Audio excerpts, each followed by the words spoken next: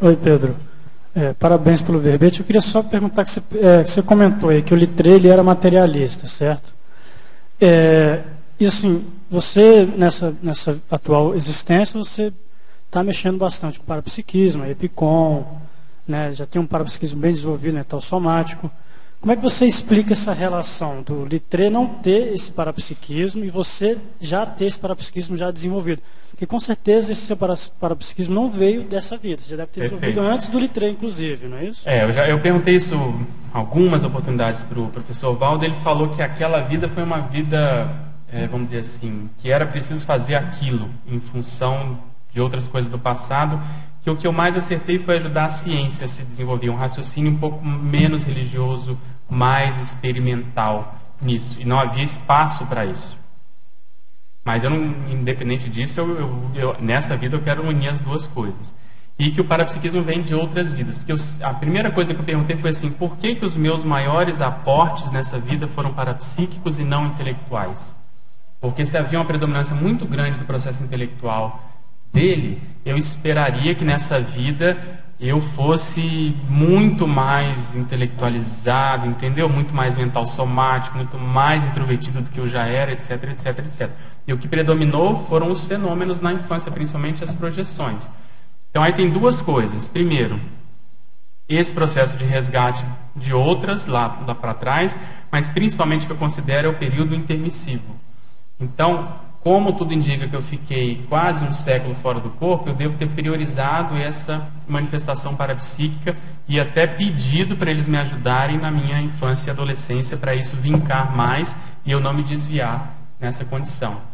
Outra coisa, ao que tudo indica, se a gente fosse colocar na balança, o processo intelectual predomina do que o processo parapsíquico. Então, para mim, é mais fácil, nessa vida atual, recuperar o mental soma do que o parapsíquico. Então, eu já venho com parapsiquismo, eu já dei mais valor para isso, isso foi mais impactante. O elemento comum é a experiência, então não tinha como eu negar que eu vivenciava aquelas projeções, as catalepsias, as experiências todas que eu tinha. Então isso me ajudou e agora, mais recentemente, de uns 6 anos para cá, é que eu estou pegando de novo o mental soma para tentar equilibrar. Não sei se ficou claro, entendeu? É para levar o processo do Littré, por ele ser assim, tão mais mental somático do que parapsíquico, isso aí, você acha que fez parte da proexis dele ou foi um desvio do Littré? Foi um desvio da proexis? Não, acho que ele não veio para trabalhar com parapsiquismo. Acho que ele veio para trabalhar com aquilo. Uma das coisas que o professor Valdo falou é que o parapsiquismo dele era muito impressivo, era muito fácil trabalhar com ele, inspirá-lo. Ele usou até uma expressão que ele era muito dócil aos amparadores, no caso falou até o enumerador. Então veja, existem pessoas que têm que pegar uma bandeira e ser ali, trabalhar com parapsiquismo, vamos pegar Kardec e vários outros nessa linha, eles estão com aquela condição. Ao que tudo indica, eu vim numa linha diferente, numa linha mais da ciência. Tanto que, pelo que eu entendi das palavras dele, o que me levou para o curso intermissivo foi o papel que eu tive de ajuda à ciência, de ajudar a ter uma mentalidade mais científica para a época. Isso sem contar, porque ele pegou esse processo científico, por exemplo, e aplicou no dicionário, na metodologia do dicionário. Então, em termos de assistência, cada um vai ajudando naquilo que primeiro deve do passado e aquilo que tem experiência para poder falar. Então eu não encararia com um desvio, porque acho que ele não veio para trabalhar com isso. Por exemplo, se ele tivesse tido uma experiência que ele negou, se ele tivesse muito parapsiquismo, ele não compreendia, aí eu poderia começar a pensar em termos de desvio. Ele era muito, vamos dizer, biologicista, ele era muito intrafisicalista, muito do processo cerebral, ele queria ter muitas provas. Então, eu não sei até que ponto, se ele tivesse experiências parapsíquicas, se ele ia começar a pesquisar isso. Ele admitia que se houvesse experiência, aquilo teria que ser pesquisado. Então, daí vem o interesse dele no positivismo, de ter a coisa que é positiva, que é palpável, que é prática, entende? Com toda a limitação que o positivismo tem. Então, é difícil você avaliar isso, mas pela abordagem que o professor Valdo fez, eu vi que era aquilo que ele precisava fazer em função lá das coisas do passado. Pois não.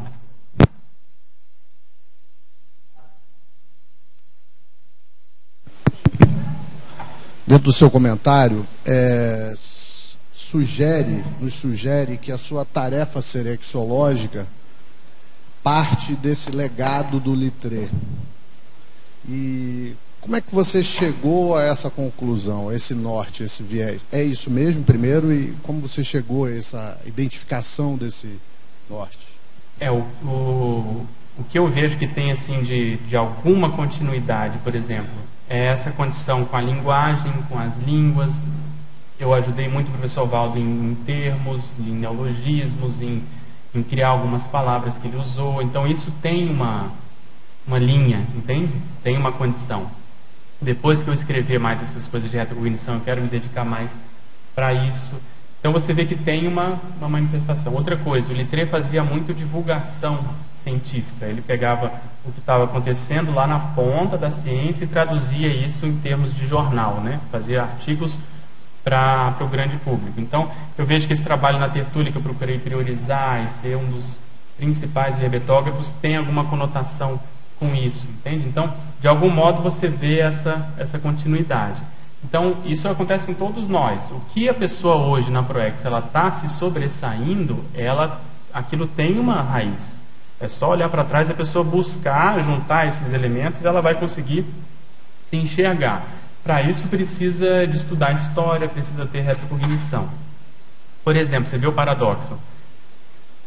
Uma projeção que eu tinha recorrente, até escrevi isso nesse livro que eu estou escrevendo, a projeção que eu tinha recorrente vinha uma amparadora, a gente saía volitando, ela me levava num local, a gente entrava como se fosse num corredor, e ali a gente entrava em algumas salas, e quando abria a porta das salas, ali eu me via fazendo certas coisas, tanto no extrafísico como no intrafísico. E a primeira porta da esquerda sempre era eu me vendo, escrevendo com vários livros do lado, e uma mesa encostada na parede, que hoje eu vendo é o próprio Littré. Então você vê que é um processo parapsíquico, mas indicativo do processo mental somático. Então, essas coisas eu estou procurando casar agora. O Littré, ele até, no título da biografia, de um deles, coloca lá, o humanista e as palavras. Esse processo do humanista era justamente o que ele procurava unir a manifestação como o Renascimento fazia. Você ter uma formação mais eclética, você ter uma noção geral de vários conhecimentos, você evitar o superespecialismo, a superespecialização. Então eu sempre procurei ser assim, entende? Eu sempre olho e vejo qual é a área da minha manifestação que está muito aquém. Eu tento, na medida do possível, levar isso mais ou menos direito. Então por isso que eu não... A comunicação, que é o meu maior trafar, né? A escrita e o parapsiquismo, que é a tridotação, isso tem que estar sempre sendo levado direito. Isso no Conselho de Epicons eu falo muito. Os Epicons eu acho que eles têm que ser exemplo, no mínimo, da tridotação.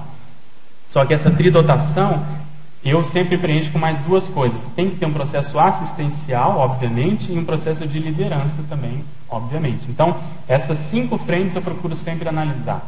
Eu estou sendo líder de alguma coisa, qual o meu nível de assistencialidade e as 3 inteligências básicas. Com isso, acho que a gente erra menos.